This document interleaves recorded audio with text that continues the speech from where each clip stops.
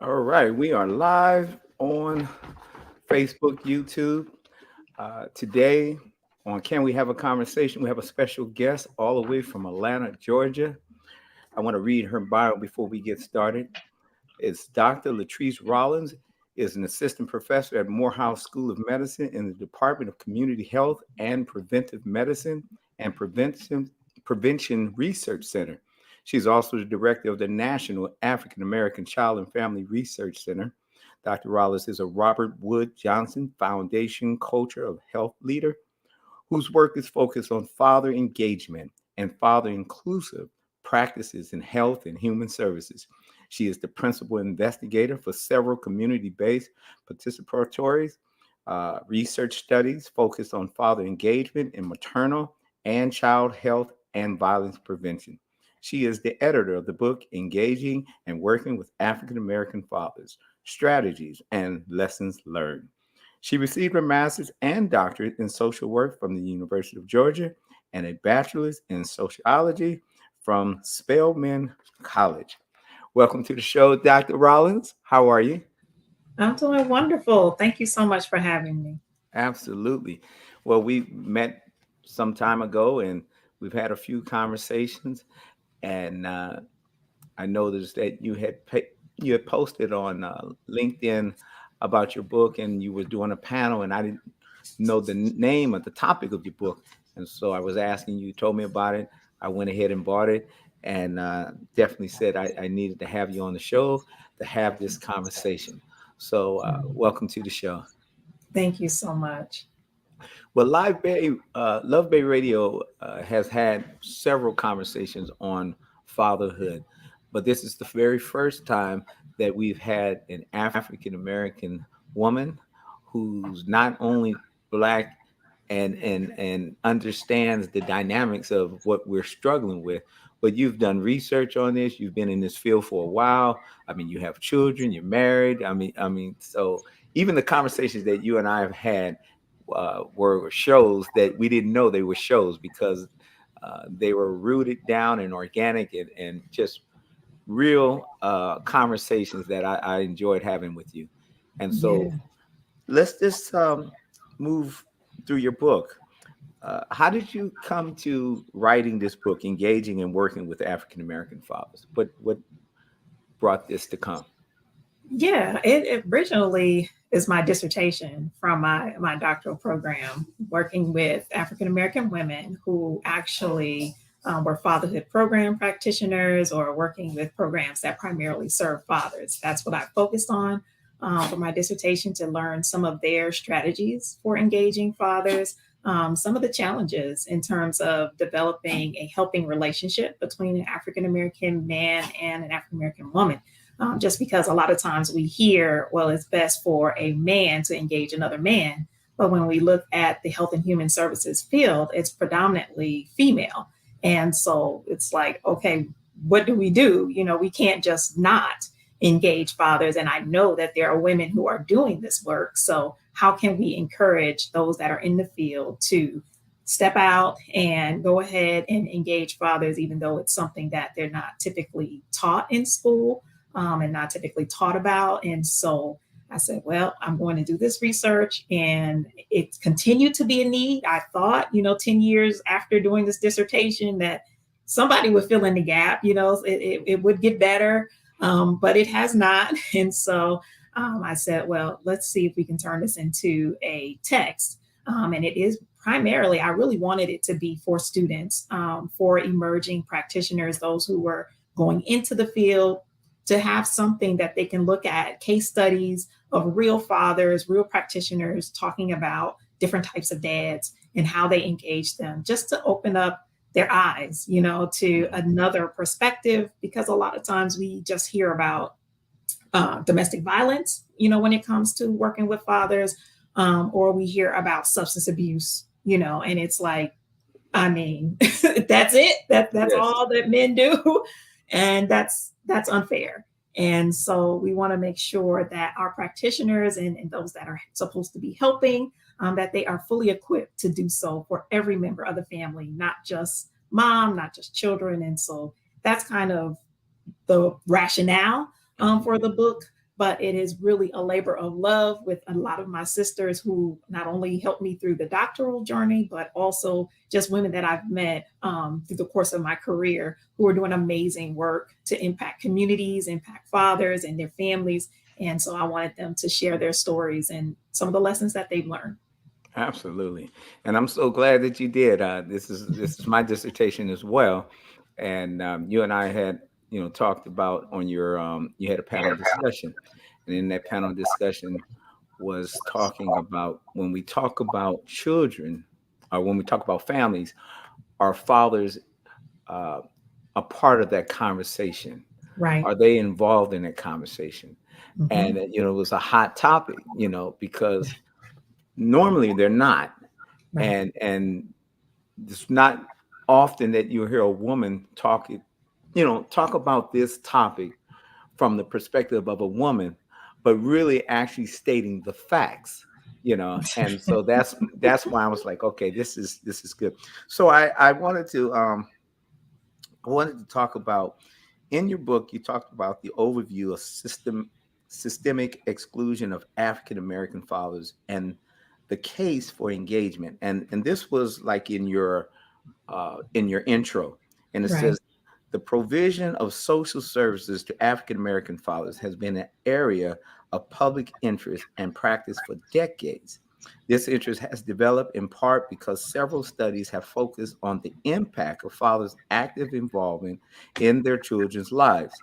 Father involvement and the nurturance have been positively associated with the children's intellectual development, social competence, internal locus of control, and the ability to empathize, and may protect children from the adverse effects of poverty, school problems, substance abuse, pregnancies, and crime.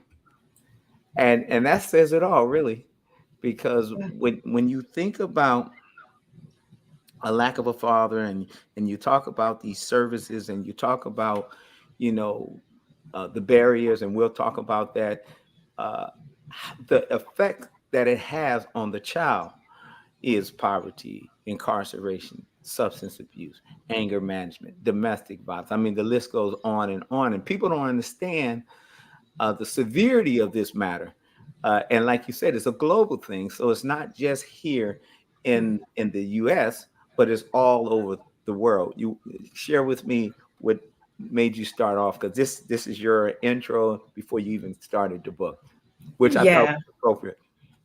Right. Because I mean, I think for me, the rationale is this is evidence based practice for me. If we're not engaging fathers, knowing what we know about the positive outcomes when they are engaged, then what are we doing? If we want to continue to say it's in the best interest of the child and we want to make sure that, our communities are strong but you never even ask about the father, you never engage them, then again, what are we doing? So I thought it was important to lay out one, where I'm coming from is a strengths perspective, and looking at the positive, not always focusing on the absence side of things. And that's typically where folks go is, um, trying to prevent father absence. My stance is that fathers are engaged, and fathers are there. And so, how do we engage the ones that are just kind of they're there, but they're not being engaged? Hmm. For example, like my husband, he will take the kids to school, he will take them to parent teacher conferences, etc. They will ask him for his ID almost every time. Like they just didn't see him, it's Right. like you just didn't know, and but he's regularly there. I will come in and I don't get asked for my ID. It's kind of they remember, who I am. I'm Sean and Tiana's mom, and there's no kind of question about it. I've been in a number of different settings where dads are all around, and the teacher or whoever is running the show will address moms. Hmm. I have cheer mom t-shirts, and there's a lot of dads sitting there, Hmm. it's Hmm. like, so I really wanted to lay out, in the beginning, how fathers are excluded, despite the Hmm. research that's showing how positive Hmm. the outcomes are when they are engaged. Mm, mm, absolutely. Um, you talked about the theoretical perspectives, And he said the African American fathers are in many ways like all other fathers, but because of history and contemporary social conditions, there are important differences. As all fathers may go to great lengths to fulfill their paternal roles, African American fathers are unique due to the obstacles and the weighty dilemmas of life for Black men that are produced and sustained primarily by the structure of American society itself. Talk about that.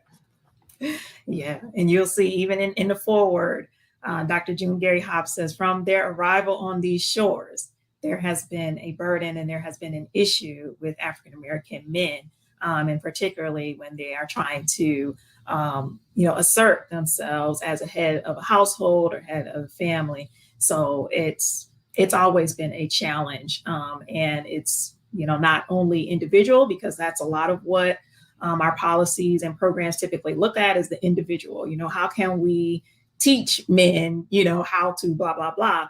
But it is really a lot of systemic issues that prevent and cause a lot of barriers and obstacles. And so that's basically what that's about, going through the history, of time from slavery to now, in terms of African American men, that has really continued to be an issue in terms of structural and historic systemic types of issues, whether, it's with different systems that are put in place, different policies that are put in place, or just the images, some of the stereotypes, some of these things that continue to kind of perpetuate and cause people to have a lot of bias, particularly against, African American men.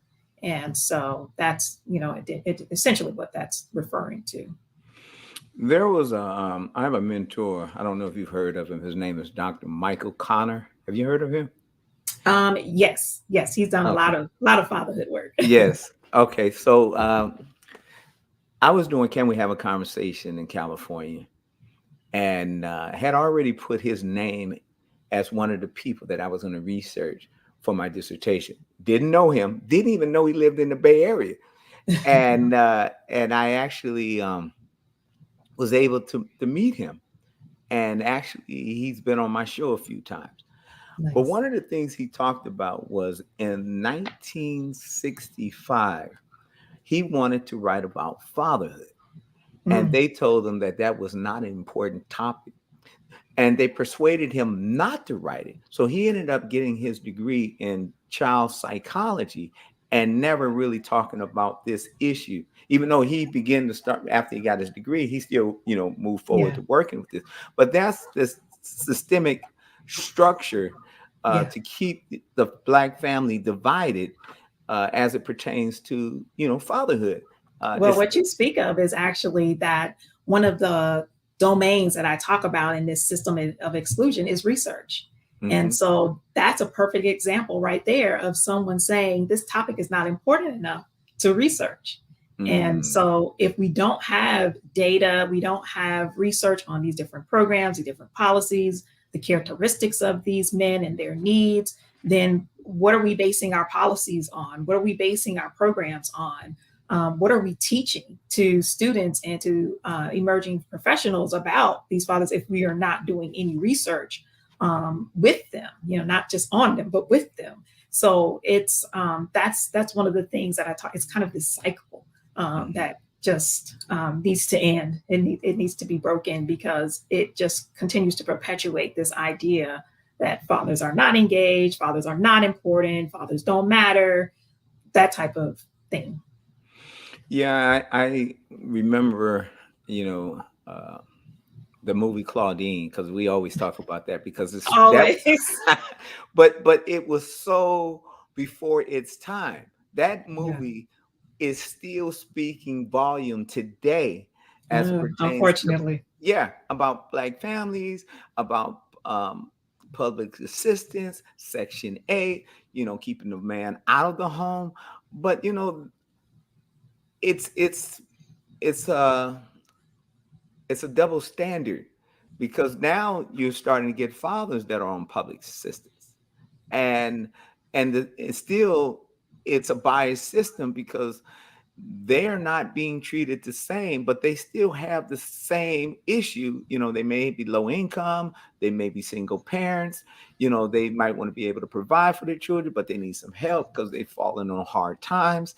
And, I've seen a judge actually tell a father, hey, I think that you're beating the system and that you're going to be caught and I'm going to catch you, and went to social services and made sure that he didn't make this certain income or he didn't do this. And I'm like, now, how often is that really done when the table is switched?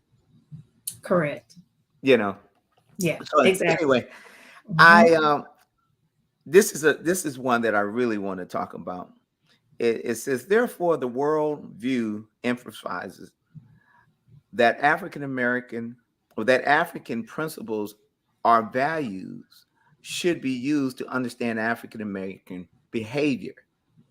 The four themes of the Afrocentric perspectives are interdependency, collectivity, spirituality, and effect.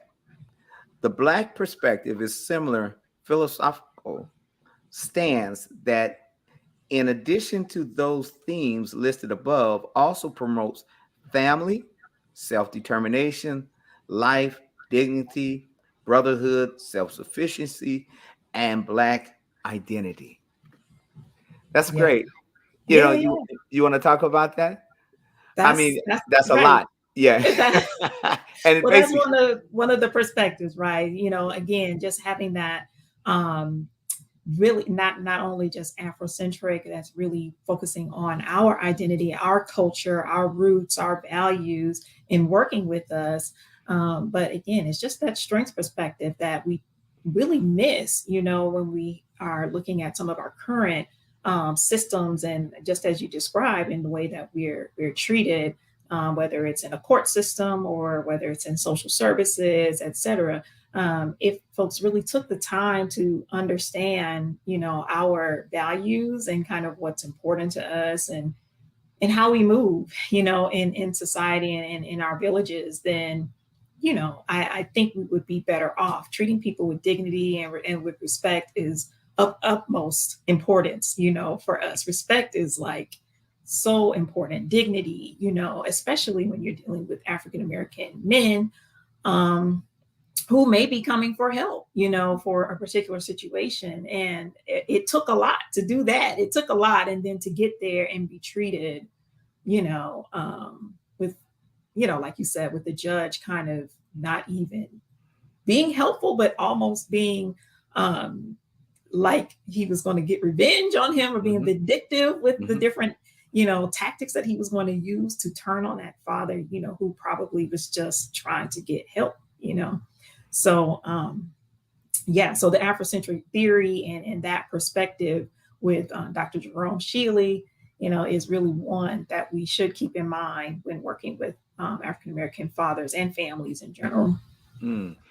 You know, it's something said about this time in 2022. uh, Marriage is down, especially as it pertains to Black marriages. We're not getting married as much. We're living together, but we're not, together as far as married. Sure. uh, and then, as I'm sure you found in your research as well, that when, you know those one night stands, or you might be with a person, and then, a baby comes, that father is not as engaged with the mother as if they had a relationship. And even if they may not even been married, but just had some type of relationship prior Yeah. to, conceiving this child. Uh, it's one thing, and I know you know this as well as I do. We have to start from the beginning. And when I say start from the beginning, I mean we should be able to uh, recruit fathers and help them before that child comes out. Just like you have Lamont's class, you have some sort of class to teach these men how to be men, even give them a free disclaimer or something, say, hey, look, this is a free class, doesn't cost you anything, but it can help you, because you talked about in your book, which I thought was very alarming, but I found this in my research as well, that postpartum uh, sh- depression as Yeah. a percent. Now we hear that for women, but Because we don't hear much about that about men. And we don't research it. that's right. That's right. We don't research it, and it's been it's been something, because men have this anxiety and this fear of being a father. One, maybe they didn't have a father, or they didn't have a good model, or maybe they didn't have any tools, or they're afraid that they might not be a great father. And all of this anxiety and fear comes in, that creates this depression, or they run from their responsibility, not because they don't want to be with the kid, but Yeah. because they have fear that they don't know how they will be as it pertains to a father. What do you think about that? Yeah, I totally agree. And I think, just like you said, starting from the beginning and even beginning being preconception, right? Hmm. Not at conception, but even Right. preconception, talking to some of our teens and adolescents about, fatherhood and about what this means, to become a parent. And I think those classes and that teaching is what mothers typically, people think about for moms, parenting programs and things like that, make sure mom is prepared, and fathers need to be as well. It just isn't something that's thought about because of our stereotypes culturally and gender roles and things like that. Is more so like, well, the mother is going to be more of the nurturer and the one with the caregiving responsibilities and things. So she needs to know. The father just needs to know to provide. And so we will do employment training programs and education programs for him, but he doesn't need to know, all these other things. But we're learning, more and more that fathers are taking on more of those caregiving responsibilities and things like that. And are some of the fathers are more nurturing than some of the moms and Hmm. things like that. So they both need that education. I know I can just speak personally. I did a lot of babysitting and things like that. But when I had my own, I had no idea what to do. I was like always going to the doctor, always taking him to the pediatrician, because I'm like, what is this? He threw up, and is this too much throwing up? Just always with questions. And supposedly I'm supposed to know everything because I'm a mother, but I don't know. So it's the same. We have to really look at people as individuals, figure out what they need, and stop putting all of these assumptions and stereotypes and things on them because of their gender or how they present or what. Just make it available. Parenting, if it's parenting education, make it so that fathers also are welcome and they will get information specific for them, to make sure that they're prepared. If it's for moms, make sure that they get the specific information so that they can be the parent that they want to be as well. But we can't just assume that only mom kind of needs this education. Only mom is dealing with her emotions, like you said, the anxiety, and then just imagine having to go through that whole thing and nobody has asked you anything. I have talked and done focus groups with fathers, and they're like, I might as well not even be here because nobody is asking me anything. And it's not that they want to be the center, because Hmm. Hmm. obviously mom is pregnant, and yes, but I'm having an issue too. Hmm.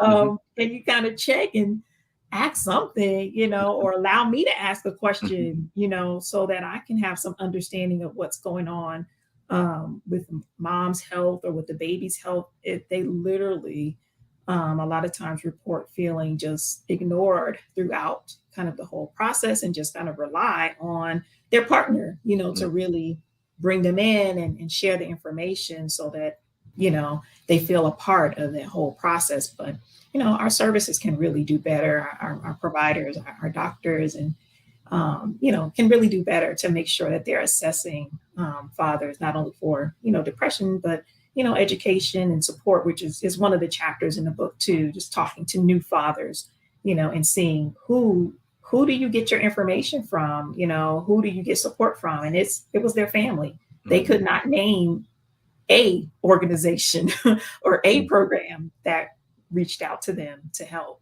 So Yeah, I thought that was interesting. I saw that in like your case studies and your interviews and stuff, and I was like, wow, and it's true though. It really is. Um, I often say it's sad, but I often say that it's like they create more programs for women and more prisons for men. Because if a man go to try to get some education on they're not, I mean, it's not very father friendly. It's, you know what I mean, it's not to a place where he feels accepted. right. And all I can do is talk with the people that I interview, as well as my own. I was a single father for 10 years. I got my daughter when she was in the third grade, my son was in the sixth grade. And I remember one particular time, Latrice, where I met with a mediator, Mm-hmm. and she came in the room and she walked over, across me, past me, reached out her hand and introduced herself to the mother. And I was like, wow, she walked past me. I would be the first person that she would introduce herself. Uh-huh. She went beyond past me. I mean, it was so obvious. I was like, wow. And we see that all All the the time. time, Yeah, yeah, yeah. I and was talking to another father, and he was saying he was there in the doctor's office with his wife and child, and the doctor or the receptionist asks, "What's his name?" mm, So, like, he's like, he's in the room. I'm standing right here. You can ask me. Like, I can tell you my name. I can, Right. it was like, and so I don't, these are the things, a lot of people get um immediately kind of confused with me being very passionate about fatherhood because they're like, well, what is this, and I'm not one that really works with fathers in terms of, teaching them about, that's not my thing. My thing is really about services, about systems, about research. How do we be more inclusive so that when fathers show up for these different programs and services, they will be served and they'll get the resources and things that they need, just like we would give for moms, just like we would give for children. That's kind of my whole thing. So working with providers to, talk about the bias. Why would you do that? It's Mhm, like, mhm. what made that feel good or feel right for you to do? Or like, what made you not even think about it? Right. Like, why didn't you not even think, that was an issue? And that's a lot of that happens in some of the trainings. It's all these light bulb moments. You see Mhm, people like, I know, like, I don't even ask. I'm going on a day-to-day basis. I mhm, don't even ask about the father. Some don't ask because they don't want to bring it up because they may think it's, a tender issue. mhm, It may, cause conflict and emotions and things like that. So they don't really want to rock the boat too much. Others may think, listen, I'm already dealing with the mother and the thing, adding father in is that's a lot. I don't have to, so mhm. I'm not going to go there. But again, back to my earlier point, we're talking about evidence-based practice, we're talking about ethical practice, things that work. So why not ask? Mhm. And another reason I think they don't ask is because if they ask, perhaps they may have to do something about it. Yeah, that's what I'm saying. It's like, oh, I have too much going on already with this. Yes. So I don't have to, so I'm not. And so a lot of my recommendations are around policy, Mhm, because you and I, we can champion and we can talk about this all day long. And if we're not doing it, then what happens? So we really need policies in place and systems in place that reinforce and support this inclusiveness. Otherwise, if we just leave it to people's will, we'll be talking. My son will be talking about this. mhm, mhm, My kids and grandkids will still be talking about this. Because we're, like you said, still referencing Claudine. I wasn't born when Claudine came out, mhm, so it's like I'd want this to really move. I want there to be some transformation in our practices and our policies. And so it's just, yeah, I'm just on a mission right now. Let me ask you, because I'm very familiar with, us needing to change some policies, some laws. Uh, you know, how do you, what are some of the approaches to do that you have found in your research? Yeah, right now we are actually working with this, what's called a research to policy collaboration model. So, working with policymakers to provide them with data, with evidence that can really back some of the, I guess, mutual priorities, right, between the community and between the policymakers. And so we're working to like kind of test that out because it's been done on a national level. But if you know, a lot of our politics are very local. We Mhm, found that out very clearly here in mhm. Georgia, where we thought, oh yeah, we we turned blue.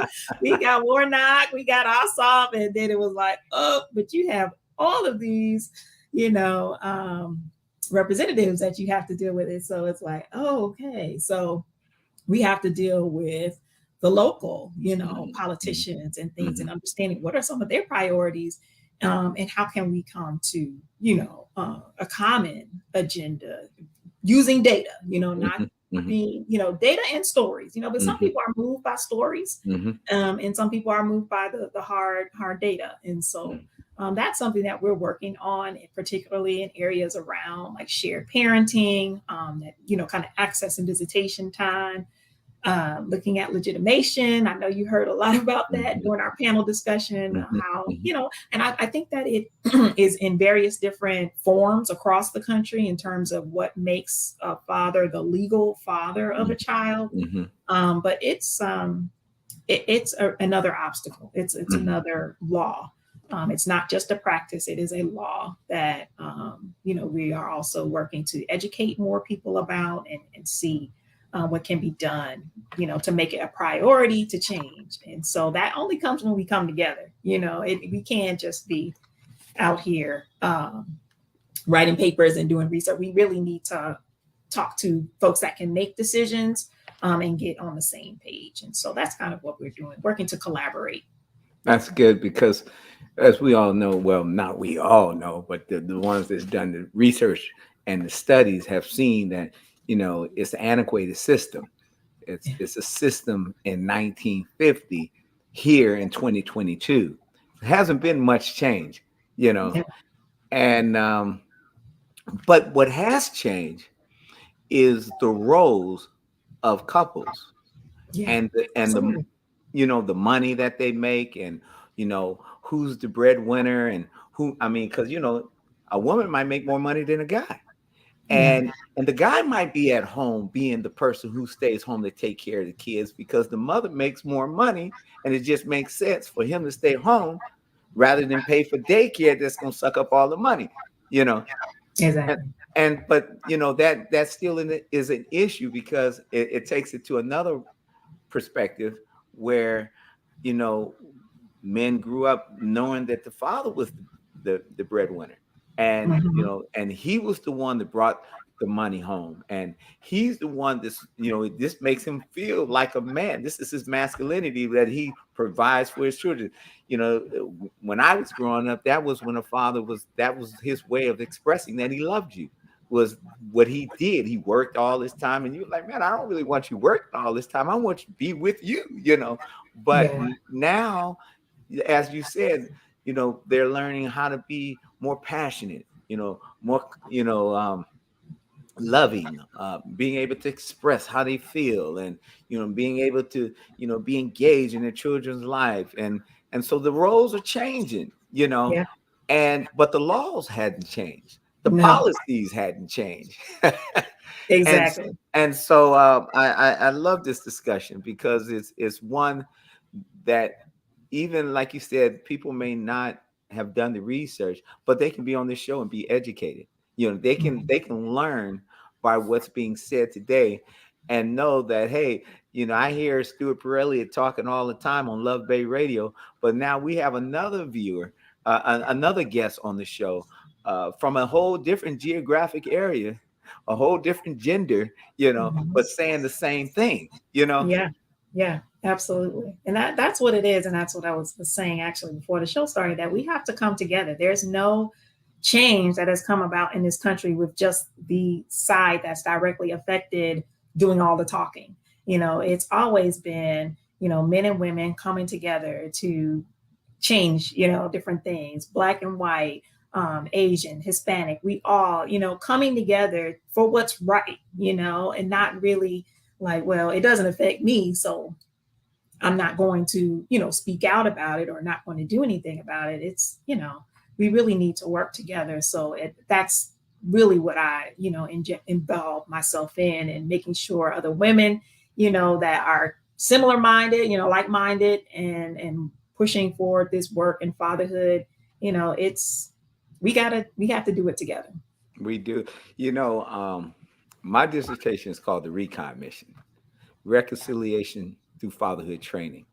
Mm. Um, and this consists of communicating with their children and their ex-partners, whether Mm-hmm. they're together or not, whether Mm-hmm. they've been together or not, whether they're married or not, learning Yes. how to actively and effectively communicate, and what It's happens with necessary. miscommunication.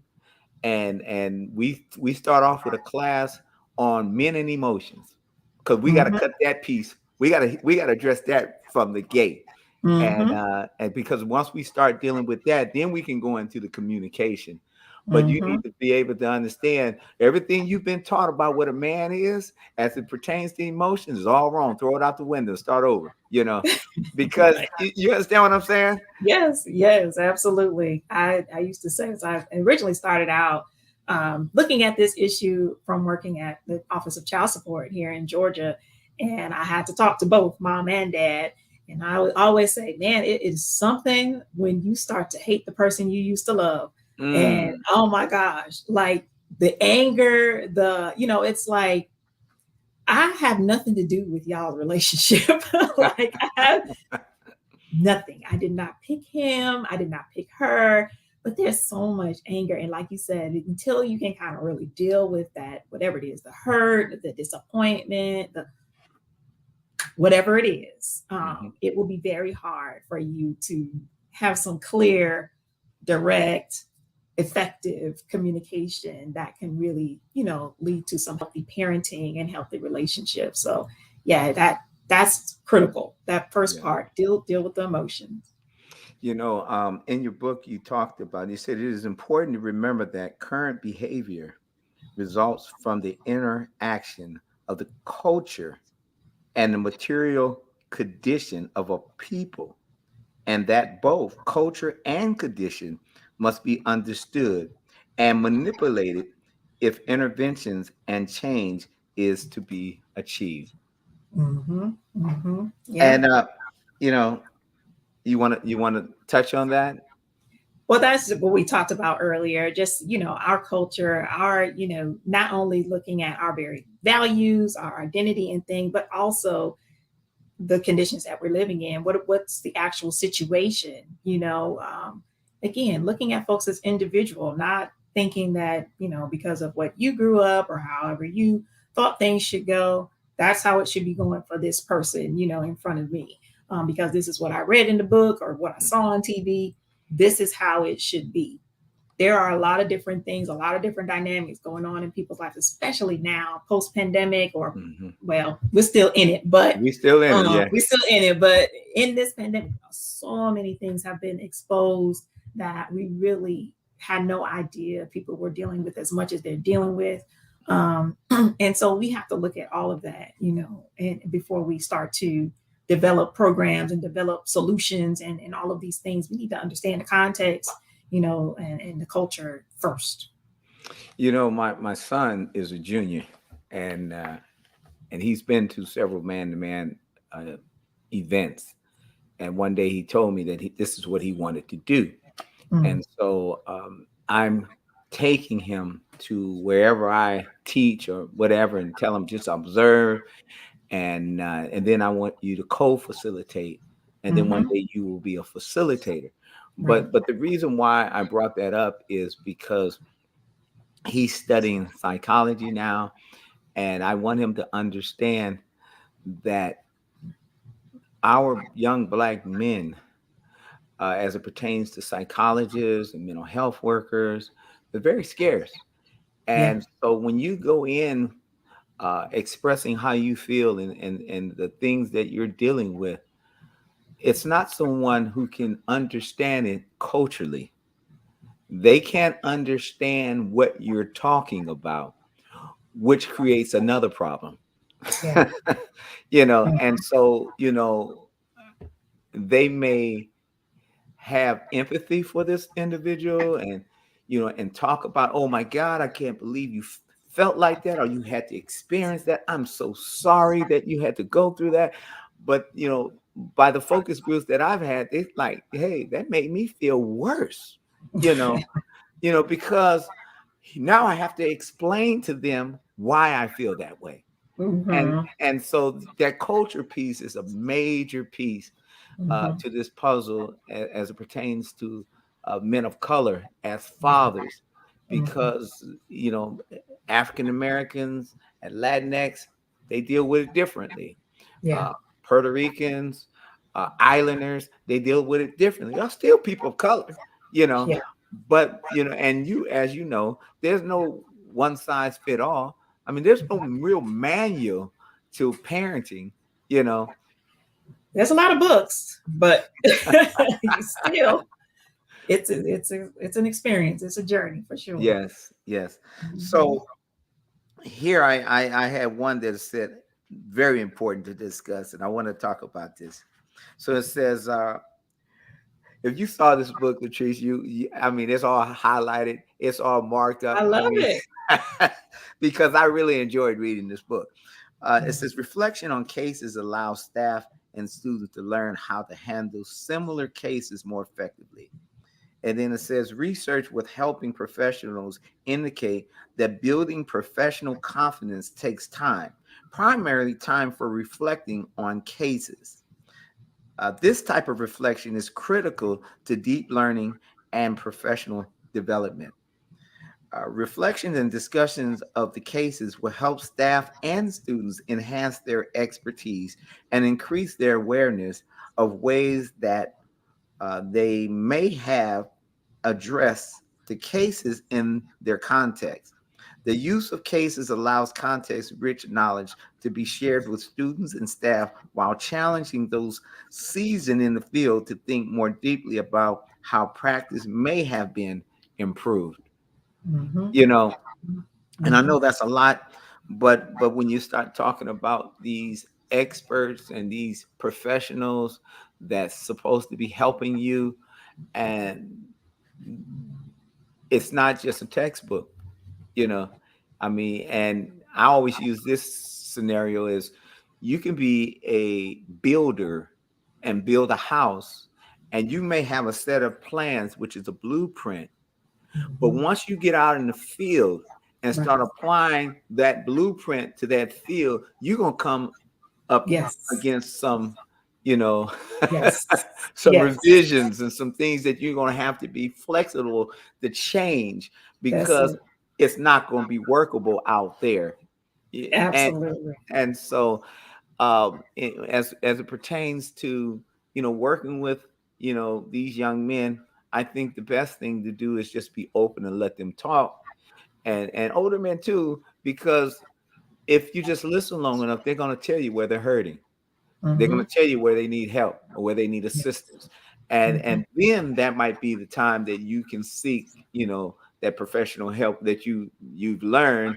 And but it's just not one just a textbook or a case study. You really have to get to know these individuals and really listen to them and hear them out and not be Mm-hmm. judgmental.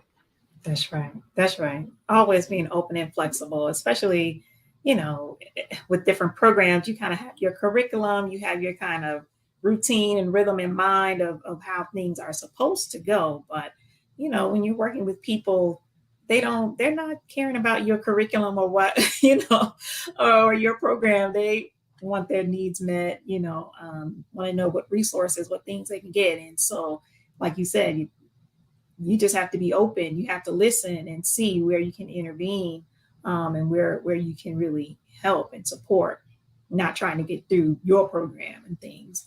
And so those case studies, they're provided just, again, to illuminate some issues, to share about some real fathers that, like you said, they may not encounter these fathers until like they're already out in the field and doing things. And Mm-hmm. it's like, oh, but at least there's something that they can reflect back on, of like, oh, I've already heard about, fathers who are actually foster care, fathers or foster fathers, or I've already, heard about some fathers who, are experiencing unemployment and different employment challenges. And I know there's different programs, that Mm-hmm. can help them.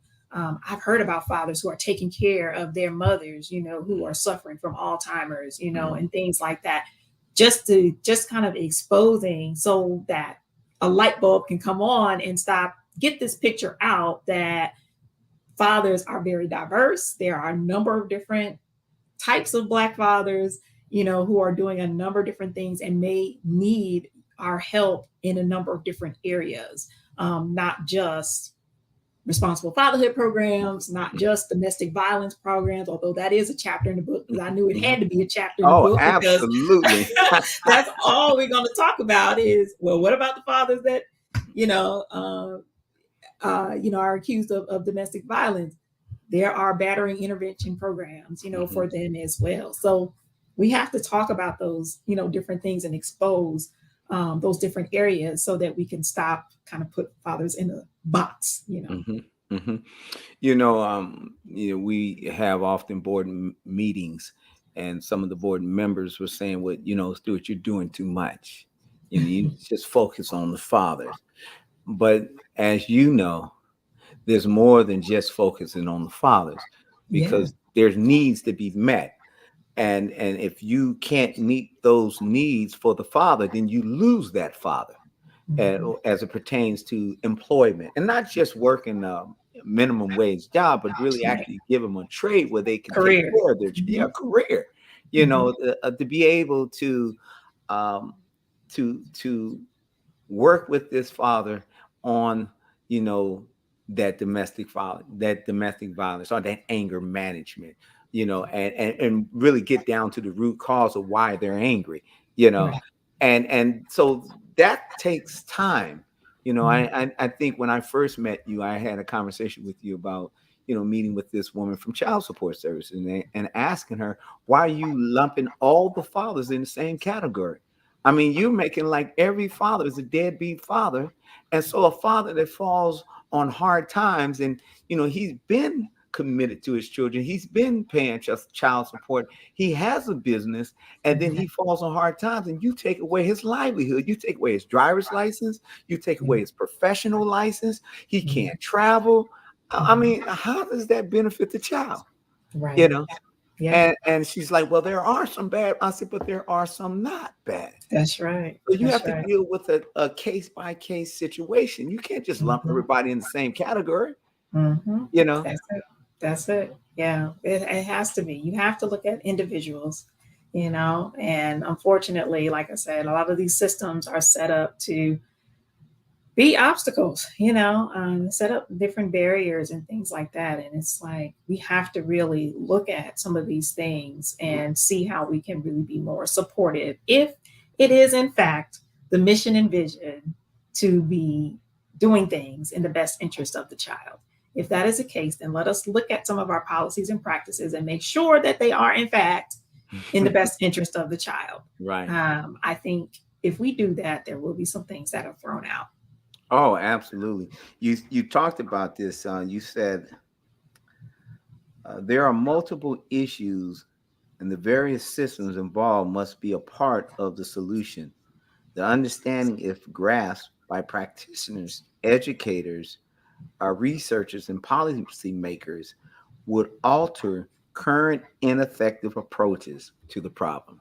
I mean, right on point, because you're right, and it goes back to that antiquated system or that antiquated policy that, maybe, at one time when the mother was at home and she was the person that, took care of the home and cooked, and she stayed home and the father went out, and then, she helped him go and excel, and he had his medical degree. Then all of a sudden he decided he wants to find a new model, a younger woman, and he leaves her and she's never been to work. I understand that. And so they changed it, from what it was to what it is, but they went from one extreme to another. Yeah, It, absolutely. Absolutely. Just if you look at the history of kind of how a lot of practices and programs and policies started, it's like, so how did we get all the way? How did that particular scenario get spread to everybody?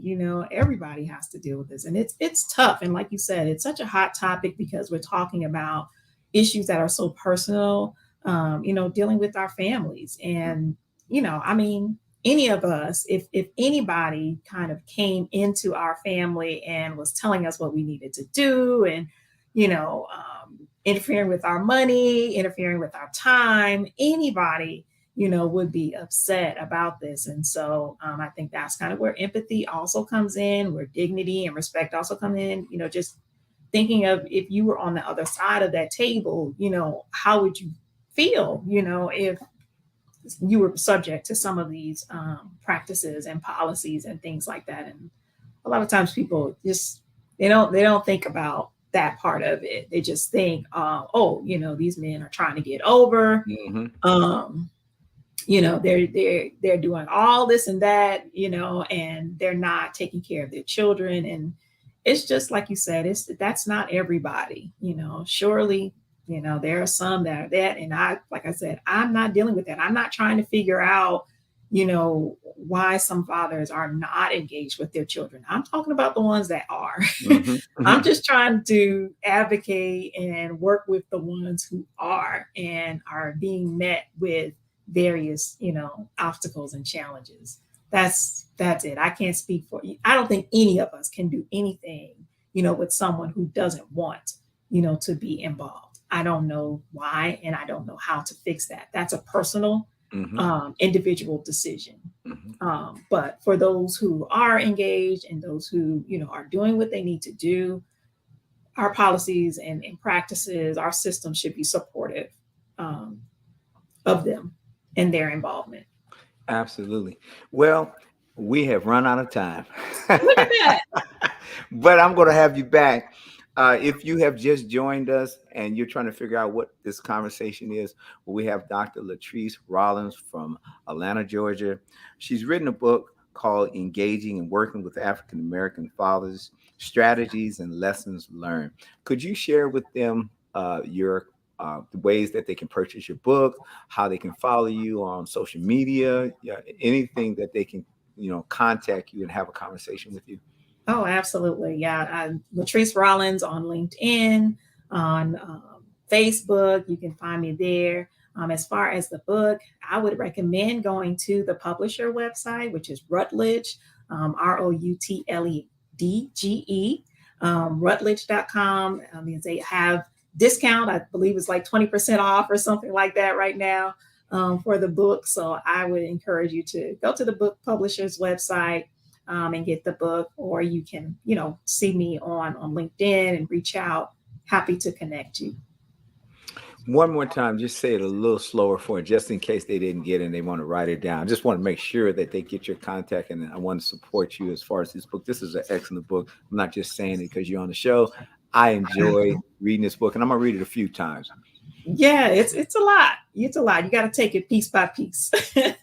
But yes, go to Routledge.com, Routledge.com, and look for engaging and working with African American fathers. And you get the book there. You can connect with me on LinkedIn. Just type in my name, Latrice Rollins, Rollins, and you will find me there. All right. Well, you heard another show on Can We Have a Conversation? I appreciate you coming. This is live on Facebook, live on YouTube. So tell your friends. This is a different kind of show that you used to seeing. I'm sure we're going to have multiple conversations on this topic. I will have Dr. Rollins back again. I really enjoyed your conversation. Thank you for coming and Yes. joining us. Thank you so much And for having me. I'm gonna see you soon. I promise you. Absolutely. Thank you so All much. right. Take care. You too.